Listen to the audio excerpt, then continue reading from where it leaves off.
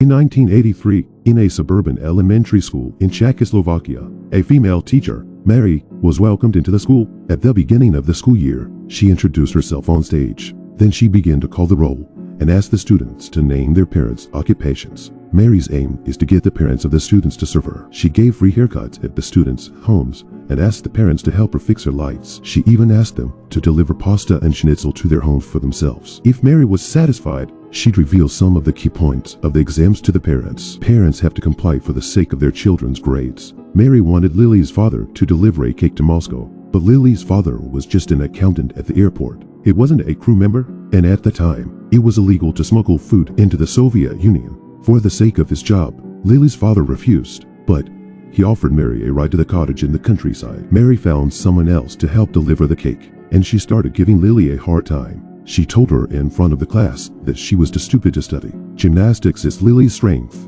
and her poor grades are just a result of her inability to balance her time between sports and studying. The students followed Mary's advice and said Lily was a fool. In the cafeteria, she was shamed for having a low IQ and she should be last in line. At the same time, another student in the class, Jack, is kept in school by Mary because of an argument with his classmates. Normally, Jack learns wrestling from his father every day, but since the beginning of the new semester, his father noticed that his son was gradually missing practice. He beat him up and realized that it wasn't Jack's fault. It was all Mary's fault. She asked Jack to clean her house. Jack's dad pretends to help Mary fix the washing machine and threatens her in the bathroom to stop forcing students to help clean their rooms. Mary pretends she doesn't know anything and says he's threatening her, but Jack's mom was worried that it would affect Jack's education. They don't have degrees and they do hard work every day. She doesn't want her son to be like that in the future. On the other hand, under great pressure, Lily committed suicide by turning on the gas at home. Luckily, her mom took her to the hospital in time and saved her. In desperation, Lily's parents decided to transfer their daughter to another school. With the principal's help,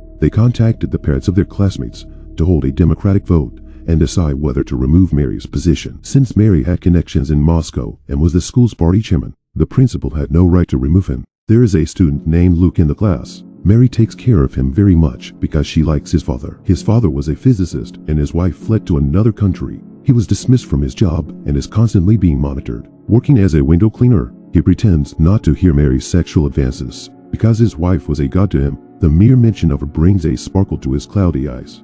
At this democratic vote, only for parents, Lily, Jack, and Luke decided to sign the removal papers. No one could understand why Luke's father had to sign the papers. The other parents, who were rich, even praised Mary as a good teacher. At the end of the meeting, the principal used statistics to show that Mary's class had the lowest promotion rate in the school. Parents, who had been silent or supportive of her, were beginning to be swayed a bit. When Mary learned that Luke's father had signed the paper, she came to the door to confront him, but she finally chose to forgive him. At night, Mary came home to a phone call from Luke's dad, but all she heard was a loud gunshot.